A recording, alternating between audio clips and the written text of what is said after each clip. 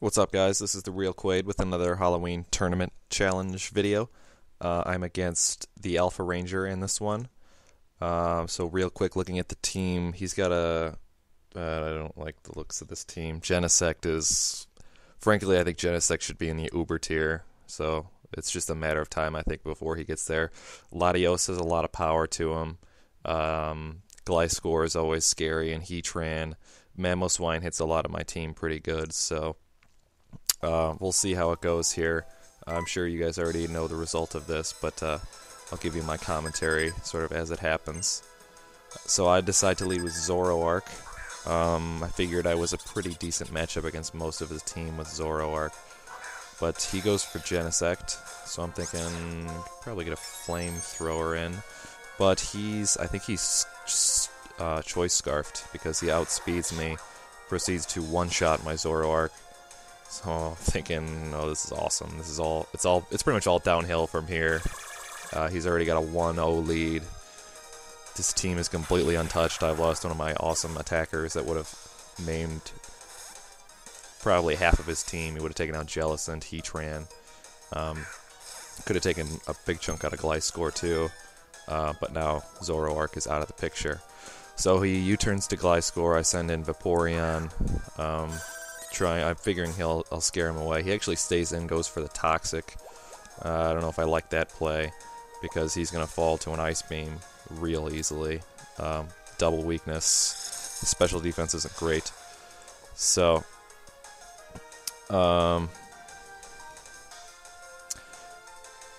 sort of even things out a little bit here. We're both 1 for 1. Vaporeon's got Toxic Poison, but I don't plan to use him more than just to switch in and out and stuff like that. So he brings out Genesect again. What do I do here? I leave Vaporeon in, right? He goes straight for a U-turn to rack up some damage. It does pretty decent damage. Vaporeon is pretty bulky, especially special side, but even the physical side, Vaporeon's pretty solid. So he goes to his Jellicent. I took down a Wish. That's a lot of times what I'll do if I'm not sure. Using Wish outright with Vaporeon is usually the safest bet, just to sort of see how, the battle plays out and stuff like that. So I switch, go to my Wobbuffet here. I figure this is a good way to either set up, get things going here. He goes for a Shadow Ball, which is actually going to hit Wobbuffet super effectively. But Wobbuffet's defenses are awesome. Jellicent doesn't have great special attack, so the Wish is going to come in and Wobbuffet's going to be back at full, so we're feeling pretty good about this. He goes for another Toxic. I don't really mind Toxic on my Wobbuffet. Usually he's only in for 2 or 3 turns at the most, so I'll go for an Encore. He's forced into another Toxic, which means I'm going to get a free switch here. Debated switching into Marowak, but he had too many, namely his Latios. I didn't want to send Marowak out and have Latios come in and be immune to Earthquake, so I went for Toxic Croak. He's not going to get Toxiced. He switches out his Jellicent into Latios, so this is the point of contention here. I just went straight for a sub. It's always the safest play. I kind of expected a switch into... I wasn't sure who he was going to switch into. Latios makes the most sense, though. So he goes for a Psyshock to knock out the sub. It's a good play. Keep Toxic Croak from being annoying. I went for an Ice... I wasn't sure if he knew my Toxic Croak very well, so I actually went for an Ice Punch, thinking I could kind of fool him here. And I notice he does have a Life Orb as well, so I'm thinking... I'm feeling pretty good about this matchup here. So I hit him pretty hard with an Ice Punch. And then I'm thinking I'll go for a Sucker Punch and try to finish him off when he's not looking. But he actually, I don't know if he predicted it, if he knew my Toxic Croak or what, he actually recovers off the damage. So he'll be back to, relatively healthy state. Toxic Croak's getting a little heal as well. But I'm thinking I'll go for it this time again, we'll see what happens. So he actually does come at me with something. Sucker Punch will land. It does crit here, I don't think it would have mattered. Ice Punch did about 3/4 of Latios' health, and Sucker Punch does more damage than Ice Punch does. So I think he would have fallen even without the crit. So he goes for a Mamoswine. I'm predicting an Earthquake, so I switch out my Toxicroak into my Fortress. And now, like I mentioned in the previous video, my Fortress is specially bulky. So he's not, even though his base defense is 140, he's not invested in defense, I think, at all. So even the neutral Earthquake from Mamoswine does so much damage. And it kind of, it makes me think that I should have just built my Fortress as straight defense. So this is one of the places where I should have, I went for a Gyro Ball. I don't know what I was thinking. I should have just gone for Toxic Spikes just to get something out there. Because I honestly assumed that Mamoswine was going to finish me off. So the move choice, I just kind of did Gyro Ball to maybe do some damage to him. But I really should have gone for the Toxic Spikes, knowing what I know, how the rest of the battle plays out. So I switch into my Vaporeon. His Heatran, I was expecting a Fire move, something like that. He goes for Stealth Rocks to get those up on the field. Vaporeon is going to even out with turn 1 of Toxic Poison and Leftovers, so he's going to be back to where he started. And now he comes at me with an Earth Power. Like I said, Vaporeon is a tank, so, and especially on the special side, so Vaporeon doesn't care too much about that. I go for a Wish, keep myself healthy. Now, this is another one where I should have just come at him with a Scald. Because Heatran, I figured he expected a Protect, which I didn't do. I actually didn't even have Protect on this Vaporeon. But he goes right into Genesect right as I am also switching. So Genesect's going to get an attack boost because Vaporeon's special D is so high. But I actually switched into Wobbuffet, thinking that his Heatran was going to stay in. I was going to try to trap his Heatran and finish him off. But brought out Wobbuffet here. This is another play. I should have immediately switched Wobbuffet into Fortress to take this hit. But I'm thinking, I don't know what I was thinking, actually. So he's going to get a U-turn. It's going to do crazy damage. He's got plus attack. Wobbuffet, he manages to survive it, but he's going to get a free switch, and he goes into Jellicent. Now, I actually make I actually misclicked on this. I wanted to use Counter. I accidentally used Encore. Luckily, it wouldn't have mattered. If he would have switched to something else that I could have countered, I would have been so pissed off, but thankfully Jellicent's immune to Counter anyway, so it wouldn't have mattered. So that, at least, I'm, you know, even though I made a stupid play, it wasn't like it was a stupid play that would have made a difference. I should have switched him into Fortress anyway, so Wobbuffet's going to fall here.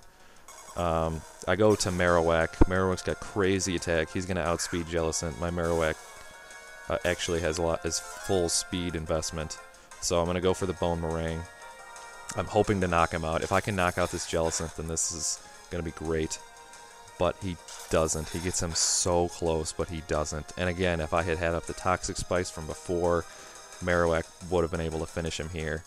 But he doesn't, unfortunately. So he's going to hit with a Scald. I'm actually survived. I'm surprised he survived this. But then he got burned anyway. Something great. Now I'm as if I wasn't having a bad enough day. I get a 30% chance of burn, and it comes to get me. So his Jellicent is really low. So I'm going to try to send out Toxicroak to try to scare him away. This is, at this point, I probably should have gone for the Ice Punch, knowing what I know now, to try to finish him off, but I kind of expected him to switch, but he doesn't. He goes for the Recover. He's going to keep Jellicent out there. So at this point, a lot of the battle is going to be mind games back and forth, because my Toxicroak, he's got Focus Punch, which Jellicent is immune to. He's got Ice Punch, which Jellicent is resistant to, or he has Sucker Punch, which Jellicent is weak to.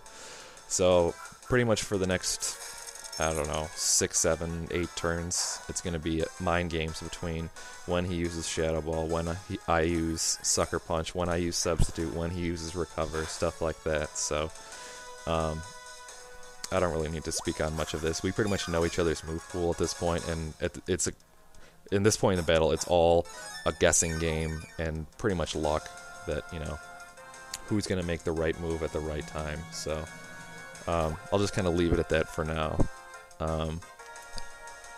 Speaking on what I should have done, I should have I actually have my Breloom.